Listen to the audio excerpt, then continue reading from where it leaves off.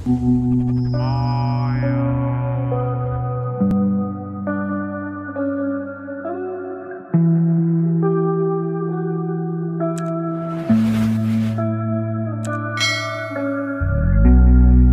semua, untuk cerita kali ini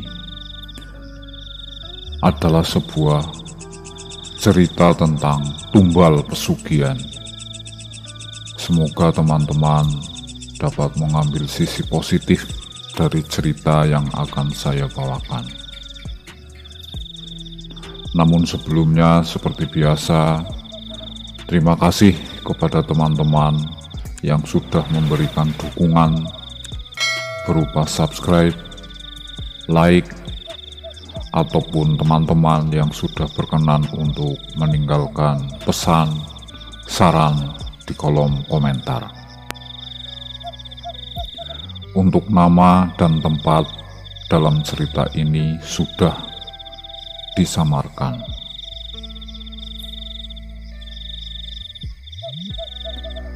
Karena himpitan ekonomi ditambah dengan hutang yang menumpuk dan telah jatuh tempo harus segera dilunasi, membuat Janik berpikiran pendek.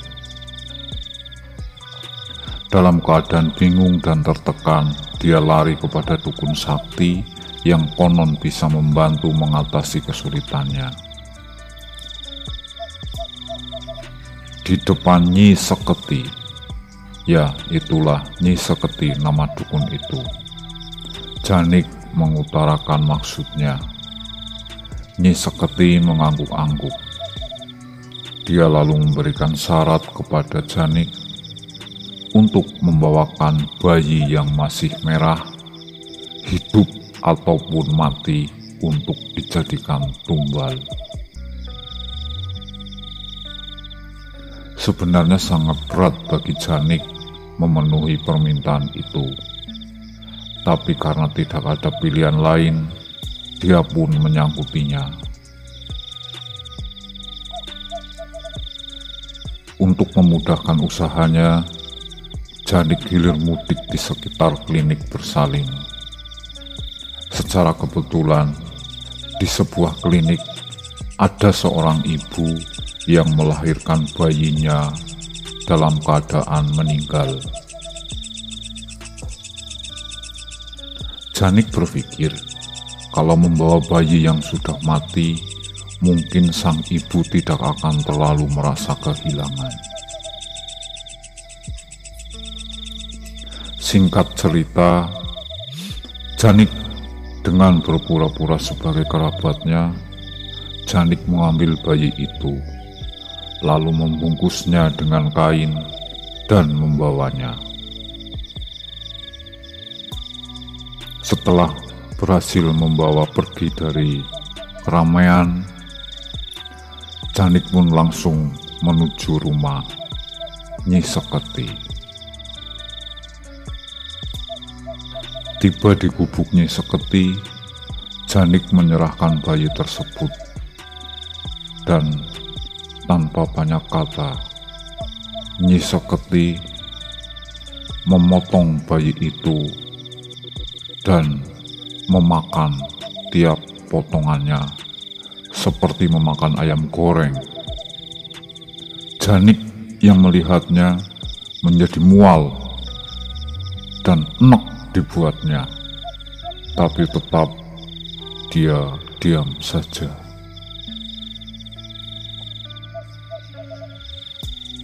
Karena kekenyangan, Nyi Seketi tidak memakan semuanya.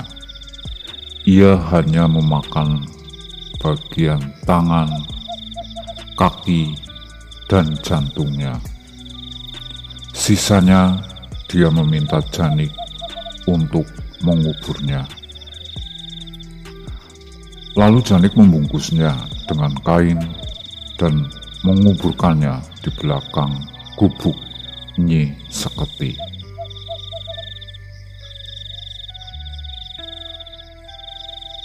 Lalu bagaimana dengan permintaan saya, Nyi? Tanya Janik. Pulanglah, apa yang kau inginkan sudah terpenuhi. utang-utangmu segera akan lunas, jawab Nyi Seketi. Akhirnya Janik pulang ke rumah. Sesampainya di rumah, istrinya memberi kabar gembira.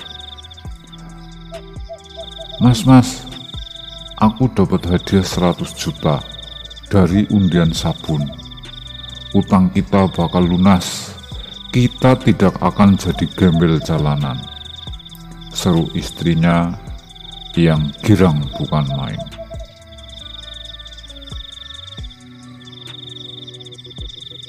Janik teringat Nyi Seketi. Dalam pikirannya, tak salah, aku datang ke sana. Janik tersenyum kepada istrinya, tapi dia tidak menceritakan kepergiannya ke tempat dukun pesugihan itu. Selanjutnya diceritakan hidup Janik seperti ketiban pulung dan kehidupannya berubah 180 derajat. Kini dia menjadi seorang yang kaya raya dan apa yang dia inginkan mampu dia beli. Kebahagiaan Janik makin bertambah saat istrinya hamil anak yang ketiga, dan dengan penuh kasih sayang, Janik menjaga istrinya hingga tiba waktunya melahirkan. Namun, betapa terkejut dan terpukulnya Janik saat anaknya telah lahir, karena wujudnya sungguh memprihatinkan dan mengerikan.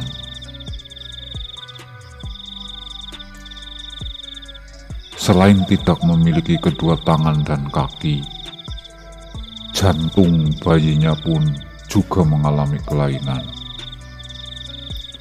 Tak terbayangkan betapa shock, sedih, dan terpukulnya Janik juga istrinya mendapati anaknya yang terlahir cacat seperti itu. Tiba-tiba Janik teringat kembali dengan Nyi Seketi. Jangan-jangan apa yang terjadi ini buah dari perbuatan Nyi Seketi dulu yang pernah memakan mayat bayi. Sesungguhnya tumbal yang dimaksud Nyi Seketi tak lain adalah anakku sendiri. Penyesalan memang selalu datang terlambat. Tetapi setelah anaknya berumur 2 tahun, Tuhan memanggilnya. Tentu saja Janik dan istrinya merasa sangat kehilangan.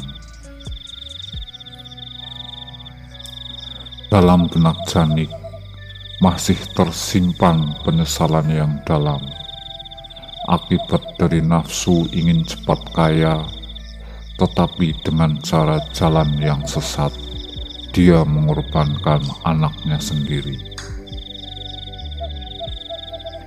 Dalam hati Janik ingin kembali seperti dulu. Terasa percuma memiliki kekayaan, tapi tak mendapat kebahagiaan dari kekayaannya.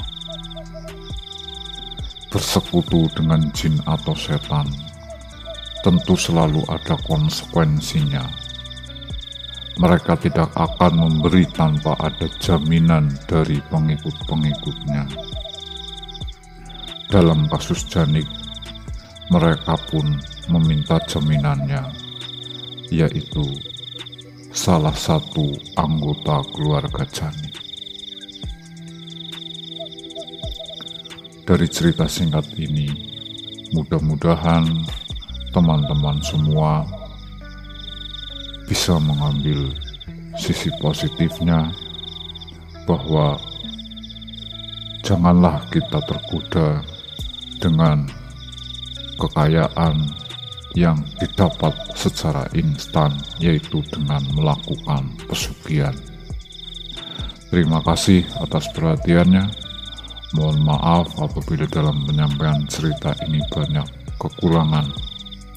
Kalau ada saran dan kritik, silahkan tinggalkan di kolom komentar. Terima kasih kepada teman-teman yang sudah subscribe. Yang belum, tetap kami tunggu dukungannya.